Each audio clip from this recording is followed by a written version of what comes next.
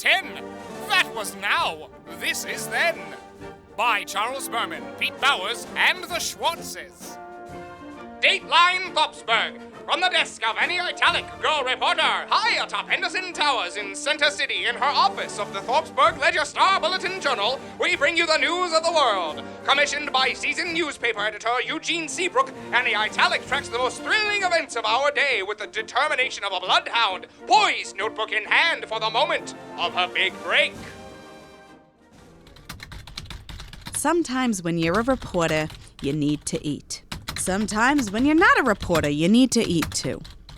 Sometimes the second one sounds a lot better to me. For instance, there was this time Gene had me go review a restaurant that nobody liked. To make things worse, he had me take Suzie and, well, the new girl. It sure is nice to go on a girls' day out with you, Italic girl reporter. And it's nice to see you too, Wanda Wingding's bad reporter. You really shouldn't call her that, Suzie. Not to a face like that. Why not? That's what Eugene Seabrook, newspaper editor, calls her. And he's the editor of a newspaper, so he must be an expert on reporters and the newspaper. But not to her face, Suzie. He really said that about me? Yes, he did. But you must be a very nice person for you to still have been hired. I think it's because of your smile. I don't want to be hired for my smile. I can insult your smile if you want. Suze, you've done enough helping today. Okay, I'll go over here and be counterproductive. Ooh, a jukebox. I know what that is. Look, Wanda, it's not that you're a bad reporter, you're just bad at writing about things that happened in an interesting and informative way. That's what reporting is. Well, yes, but I was hoping I'd have thought of a difference by the end of that sentence. The trouble is, you write like a 7-year-old. Or the killers. What do you mean? Well, look, I'll show you what I mean. Here's what you wrote about the first murder after the boring killer of Fredonia escaped. It was nice out. There were some people gathered around. They were talking about a crime. But I don't think he did it. Then I got a hot dog, and I spilled mustard on my shirt. I'm Mr. Brightside. I loved that shirt. I wore it on my first day as a reporter. And how about this piece about the Thorpsburg heptacentennial? It was a party. They served food. 7 words is short for an article, especially on the front page, above the fold. You're right, I suck. Oh, come on, Wanda. It's not as bad as you think. Eugene heard we didn't have any bad reporters on staff, so he hired you for diversity. There's no pressure. In fact, if you got any better, it might cost you your job.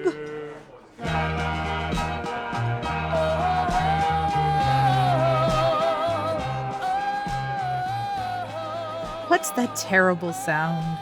It's the jukebox. Suzie was going to put a quarter in, remember? Should that go in the review?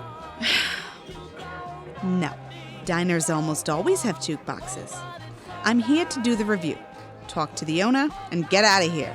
Gene wants an inspiring story about a diner that's managed to beat the odds and stay open for 5 years despite the fact that nobody likes the food or the service. Oh, so what should we do? Have some food and agree about how bad it is. Gene let you guys come because he's just inhumane enough to send me on a dozen of pointless restaurant reviews, but not enough to make me go alone. I'm disappointed by that jukebox. They didn't have any of the bands whose names I recognized from seeing them in the paper. No matter how many quarters I put in, it kept having the same bands. Things like Inkspot and the Oneaters. Hey ladies, it's me, Steve. I'll be your waiter tonight. Sorry for all the old music. No problem, hun. Can I talk to the owner? I'm an owner. Not the owner? I'll go get him. Did someone say owner? Why didn't you come get me? This is Matthew Nichols, entrepreneur. Sorry for my incompetence. Co-owner, that is. Well, that's no trouble. We'll document the incompetence of your co-owner along with how bad your music is. Ah, like many young people, you find this music terrible. Oh, it's okay. We're not here to enjoy ourselves anyway. Yeah, we're reporters. You are? Excellent. Wait till you see this newsworthy item. What's that remote for? Science.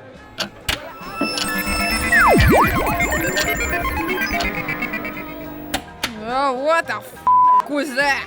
That, was our new customer satisfaction increasing device. Do you like the music now? It's starting to grow on me, kind of like this goiter. You sound so old, Wanda. I sound so old, Wanda. And Suzie, you've grown up. God, are these my tits? Stop obsessing over your breasts. Modern America will do that for you. What in Sam Hill have you done to us? I've activated a hidden device that doubles the age of my customers. Now that old fogey music will be sweet to your ears. Yeah, we also save a lot on food since old people can barely taste what we serve them. And the leftovers that their shriveled stomachs cannot contain can be reheated to lukewarm temperatures and served to other customers in exchange for money, for profit, for me, from the diner, here at the diner. Heavens to Betsy. I'd be writing this down if I weren't suddenly affected by rheumatism. That's all right. I remember it, now that I'm a seasoned, experienced veteran reporter. So we got there and everyone was old. And I was going to order the Salisbury steak, but Jesus! Fine, I'll take your goddamn nose for you. Christ, that's what a fucking good reporter would do, isn't it? All right, young man. Why in heaven's name are you doing all this? A competitor from the other, taller, diner across the street has sabotaged the jukebox so that it only plays music that is at least 50 years old. Aging, our customers that is the only way to make them enjoy these stultifyingly old, out-of-date records. You know, in my day, we would have just hired somebody to fix the jukebox. I have no patience for your hopelessly old-fashioned ideas. Fogey patron, from the newspaper. Now, since you have limited time in which to spend money during these, your declining years, please proceed to order the most wildly expensive items on the menu. Steve will take your orders.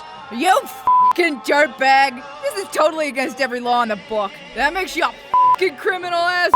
You can bet your ass I'm writing a story saying a crime happened here, and that's a goddamn fact. oh yes, Sonny. I think you should turn that machine back. As it stands, my review would say that I went to the restaurant, but that the owner was a very unpleasant young man. Ha! Ha! I will never allow threats of retribution from my customers to prevent me from increasing their satisfaction with my age array. Wait! Ahem! I am so satisfied here at this restaurant that I will never come back again. I don't think I'll ever need to come to another restaurant again. But no! A respectable restaurant has its basis in repeat business. It certainly does, young man. And now that I'm old, I would have very few days left in which to return even if I could be convinced. I have no choice. I must make you young and dissatisfied.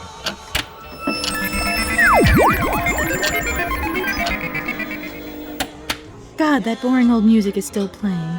Thanks, Matthew Nichols, entrepreneur. Now you're operating your business completely within the guidelines of the law. I'll make sure to write in my story that everything you're doing is perfectly legal, but that the jukebox is broken. Thank you, small woman, child, journalist. I will serve you delicious food at half the regular price. The chowder was awful.